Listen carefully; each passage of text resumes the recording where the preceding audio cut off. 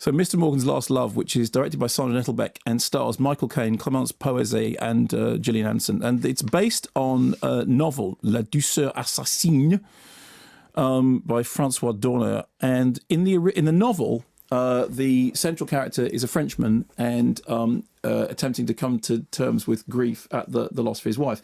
In the film, the central character is an American in Paris, played by Michael Caine, although, frankly, his accent is neither here nor there. I mean, I love Michael Caine as an actor. He's very, very fine, but his accents are always a little wobbly. And in the case of it, it's like every third word sounds American, and the other two sound like Michael Caine, or in my case, Melvyn Bragg. Yes.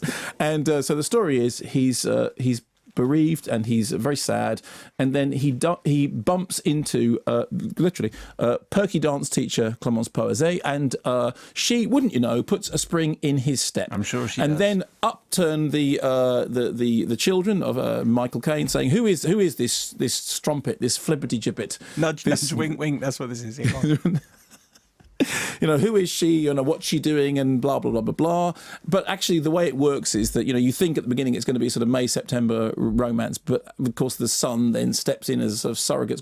The whole thing is the overriding expression of the entire cast is smiling through the tears, and it's sort of, you know, misty, and it's sort of melancholic, and it's sort of drippy, but not in a good way. It's sort of dripping. And Gillian Anderson then turns up, and Gillian Anderson, who, you know, can go either way with Gillian Anderson. Gillian Anderson turns up, and she's sparky and difficult and awkward. You think, oh, great, and then she goes. She what? Leaves? She leaves, but she goes, I've got to go back home. And you go, don't go. No, stay. Because I liked it when you were here, being difficult and awkward and snarky and edgy. But then she doesn't. She goes away. And then it goes back to, bring, ding, Dad, who is that woman? Bring, ding. She is the crack in my world.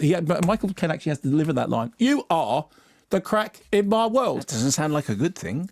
No, because he says, because the whole thing is, that light gets in through the cracks in things. That's a Leonard Cohen line. There we go. And then he has to go, but in his American accent, you're the crack in my world. You're only supposed.